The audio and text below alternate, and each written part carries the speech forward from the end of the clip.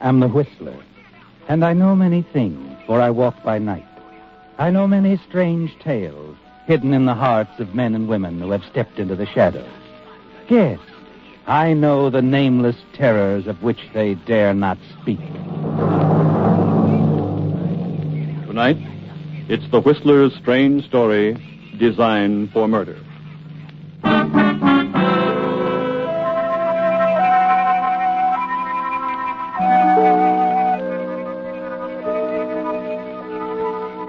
The trio in the railroad station cocktail lounge seemed typical of many groups awaiting the departures of their train. They were Charles Gilbert, his wife Edna, and her close friend Myrene Walker, who chatted ceaselessly, voicing her envy at not being able to join Edna on the trip. Myrene loved trains, loved desert vacation resorts.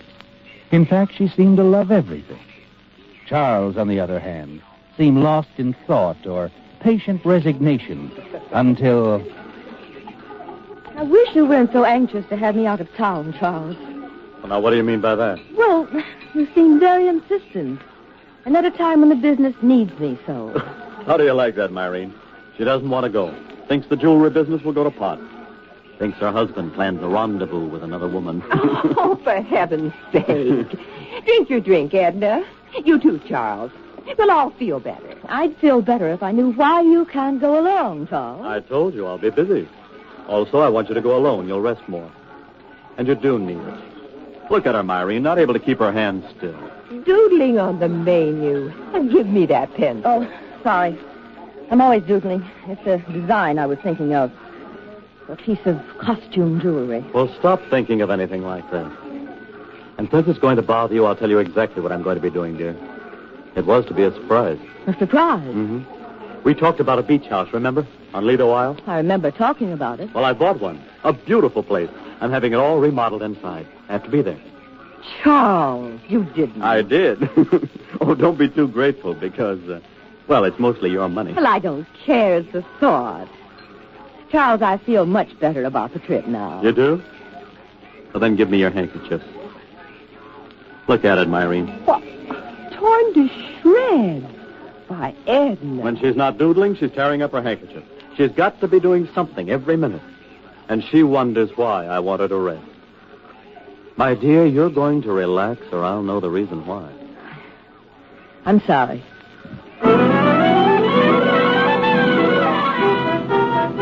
Finally, she leaves on the train, doesn't she, Charles? And you're free. You see Myrene to a cab. Hurry back to the cocktail lounge. Go directly to a corner booth and slip in beside someone who's been waiting for you.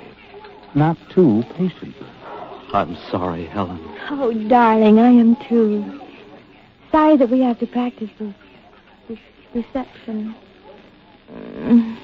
Kiss me. Oh, dear, we really shouldn't be here. Here, I ordered you a drink. I can use that. Well, at least we'll have some time together. Uninterrupted. You're sure Edna will stay away for a while? Mm-hmm. She's gone for a month. It wasn't fun watching you kiss her goodbye. Oh, I know. Well, someday. I hope it's soon, Charlie. Look, I'll pick you up tomorrow. We'll drive down to the place at Lido Isle. Oh, you'll love it. I've been using quite a few of your ideas in redecorating the place. It sounds wonderful. It is. Well, come on. I'll drive you home.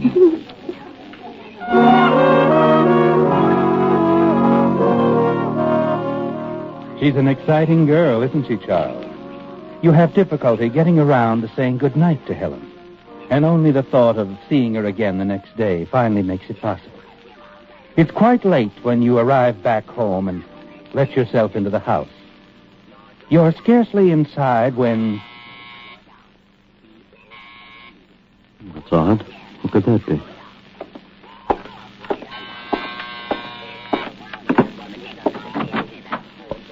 Myrene. Yes, little Myrene. I'd like to come in, Charles. I want to talk to you. Why, of course. I'll come straight to the point. It wasn't a very pretty sight, Charles, seeing you kiss that girl right after bidding Edna goodbye. Oh, why... Go on. Make it good. Oh, you wouldn't say anything to her about this, would you? That depends on you.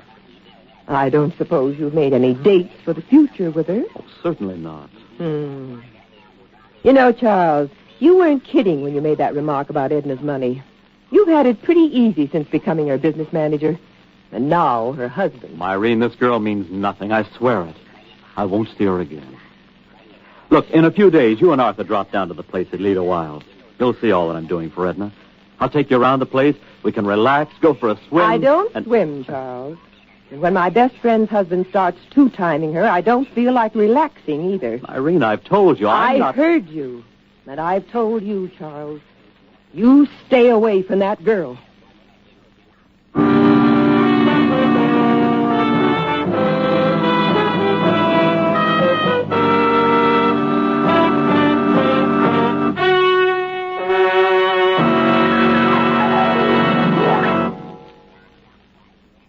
In just 30 seconds, the Whistler will continue tonight's story.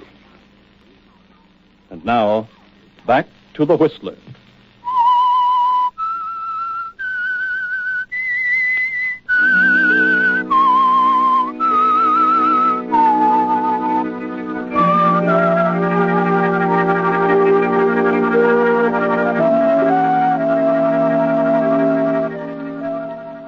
It's going badly, isn't it, Charles?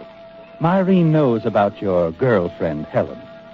She knows that it was more than husbandly concern that prompted you to encourage your wife, Edna, to leave town on a vacation. A rest cure for her nervousness. Myrene has always been Edna's best friend. And she'll tell her the truth if you don't do something to reassure her that you don't intend to see Helen again. You wish you could contact Helen. Prevent her from keeping her date with you the following day at the house on Lido Isle. And you're terribly nervous all the time she's there with you. What is it, Charlie? You haven't heard anything I've said. Oh, yes, I have, Helen. It's just that, well, I'm a little jumpy. Well, I thought with your wife out of town. Helen, we've got to talk about that. It isn't as perfect as it seems. Oh? A friend of Edna's, Myrene Walker, she knows about us. Knows what about us? Well, not everything, of course. She thinks it's a casual thing, that we're old friends, happen to run into one another. But if she continues to see us together... That's right. She'll go to Edna. Now, Helen, we've got to forget about it for a while. Forget about it? Well, you know I don't mean that exactly. I guess not. You promised me you were going to talk to Edna. Ask for a divorce. I know, and I intend to, but it can't be right away, Helen. I have my reasons. Right now, it's important that you leave, that we're not seen together. Well, all right, Charlie. I won't need a second invitation. Well, now, wait a minute. I've waited long enough as it is. Quite long enough. Goodbye. But, Helen, Goodbye, Charles.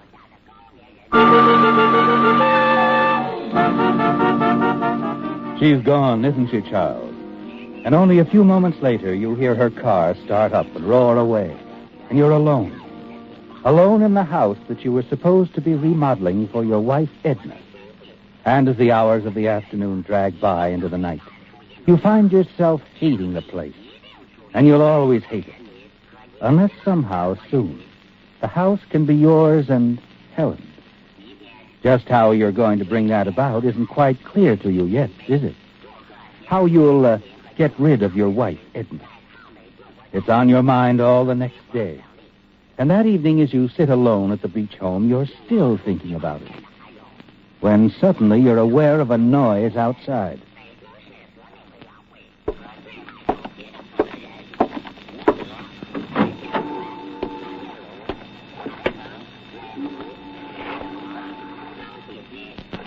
Irene? Well. This is a surprise. Hello, Charles. Snooping around, were you? Oh, all right. Call it that if you want. You're wasting your time, really. I'm quite alone. Are you? Of course. Come on in, Myrene. I'd like to show you around the place. Like a child caught at the cookie jar, Myrene follows you inside. She's nervous, ill at ease, avoids your gaze as you show her about the house. And then finally, the two of you end up at the boat landing. Well, what do you think of it, Myrene? Well, it's very nice, Charles. You think Edna will like it? No, I don't. This isn't the sort of house Edna would like at all. It just doesn't suit her personality, let's say. Really? I'm sure there isn't a thing here that would interest her, outside of that unusual painting in the living room. Now, that's rather nice, isn't it? Impressionistic, I believe they call that sort of thing. To me, it looked almost like a dragon about to devour something. Well, Edna likes offbeat things like that. I bought it especially for her. A surprise. Oh, really, Charles? Just what does that mean? May I be blunt? Well, please, feel free. You didn't buy this house for Edna.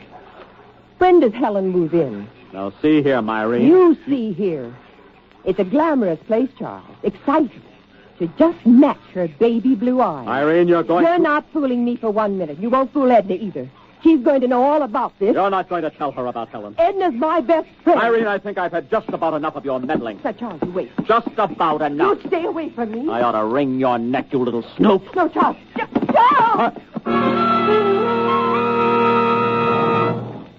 As she turns and starts to run, Myrene trips. You reach out to grab her, but you're too late. And she plunges off the end of the boat landing. Charles! Help me!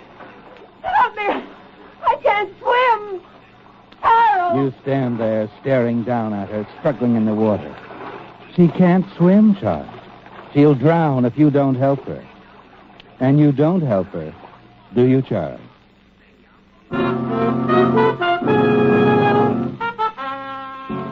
2 hours later, you're back in your house in town, where you await the inevitable call. Hello? Mr. Gilbert? Yes? This is Frank Stanley over on East Shore, one of your neighbors. Oh, yes, Mr. Stanley. Good morning. Would have called you sooner, except to have the devil's own time getting hold of your phone number up there in town. Oh, what is it? Something wrong? Well, yeah, a woman drowned off the island last night. What's that? Yeah, I fished her out of the water a couple hours ago. Tom Jenkins, he runs a gas station, said this woman asked directions to your place last night. To my place? I thought you'd probably know her. Police found her purse on your boat landing. Identified her as Myrene Walker. Myrene? Good Lord, Myrene. You do know her? Yes. Yes, she's a very dear friend of my wife. I'm terribly sorry, Mr. Gilbert. Oh, this probably wouldn't have happened if I'd been out there last night. I'd planned to, but business kept me here in town. Myrene must have come out to visit us, wandered around in the dark. Yeah, that's the way I figured, too. Well, thank you. Thank you for calling, Mr. Stanley. I'll get in touch with my wife right away.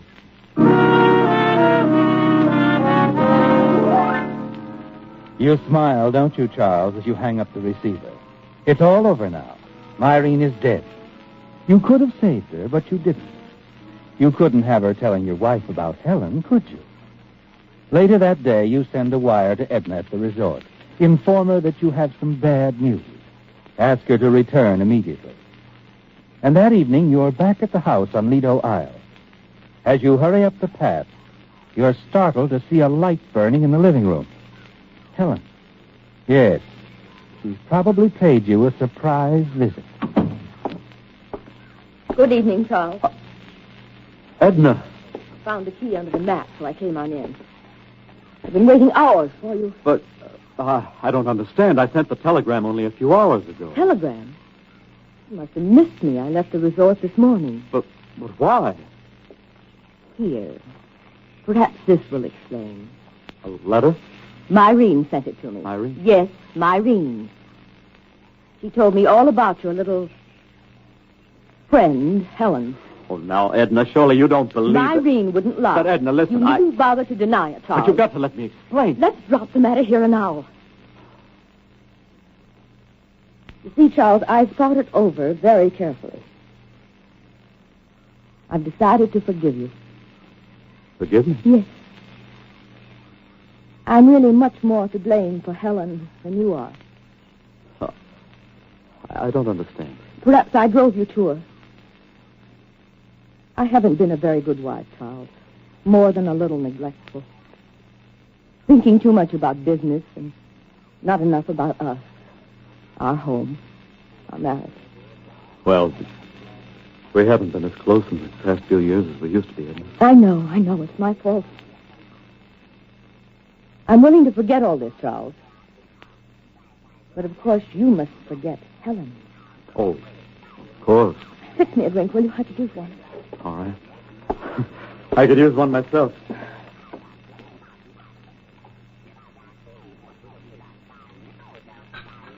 Charles, Yes? you said something about a telegram. Oh. Yes. Yes. Well, Bad news, I'm afraid. It's about Myrene. what's happened? Well, apparently she came out here last night while I was in town. While she was wandering around outside in the dark, she fell off the boat landing. What? She drowned, Edna. The police recovered her body this morning. Myrene. Drowned? Easy now, darling. Oh, it's a terrible shock, I know. Here, this will help. Oh, Charles. Charles, poor dear. Oh, if I'd been here, I don't suppose it would have happened. At least the lights at the boat landing would have been on, and... Wait a moment. You said you were in town, Yes, at the house all evening. but you weren't. What? You weren't at the house in town. I know, because I called you from the resort half a dozen times. There was no answer. But I tell you, Edna, Where were you last night? Charles, where were you when Myrene had her accident? Answer me.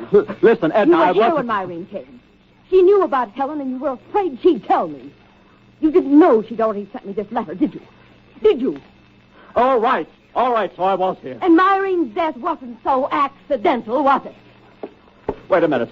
Where are you going? To the sheriff's office. Edna, listen. Let go of me, I Charles. didn't have a thing to do with Myrene's death. You've got to believe me. It was an accident. Let the police decide that. No. Let go, I said. No, Edna. You're not going to the police. Charles. Charles. Don't look at me like that. What? You... Edna.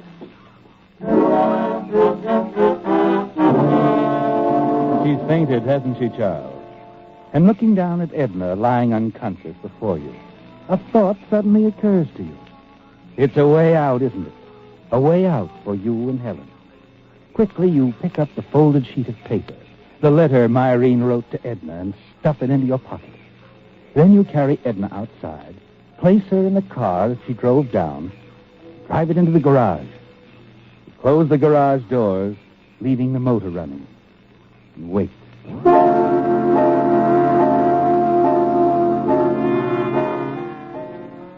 Later that same night, you drive Edna's body back to town in her car. Put it in the garage. Again, leave the motor running as you close the garage doors. Sorry, Edna. So long. And now, back to The Whistler.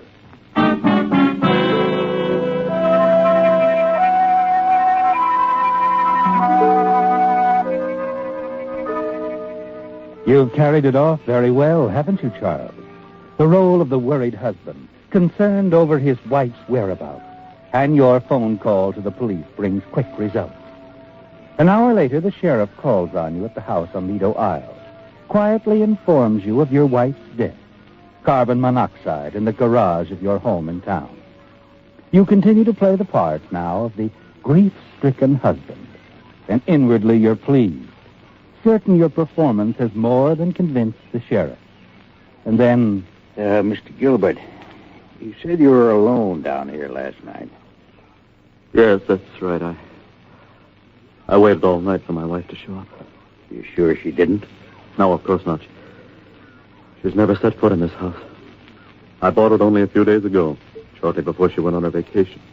I see. Why did you ask me that? I was just looking at the painting of that dragon. Impressionistic stuff, isn't it? Yes, that's right. I understand your wife was always drawing. Quite a doodler. Yeah. It was just a nervous habit, though. I was sort of wondering about that dragon design. Looks kind of familiar. It's an original. Huh? Sure is different. It was a present from my wife. She didn't even get to see it. Yeah. Maybe you better have a look at this. A letter? No letter, just an envelope. It's addressed to your wife from someone named Myrene Walker. We found it in your wife's coat pocket. Well, what about it? Turn it over. All right, but I don't see... Now, I'd say that drawing was the work of a nervous doodler, wouldn't you, Mr. Gilbert? And if your wife never set foot in this house, how is it the sketch on the back of that envelope is a doodler's copy of that weird dragon painting on the wall? Well, Mr. Gilbert?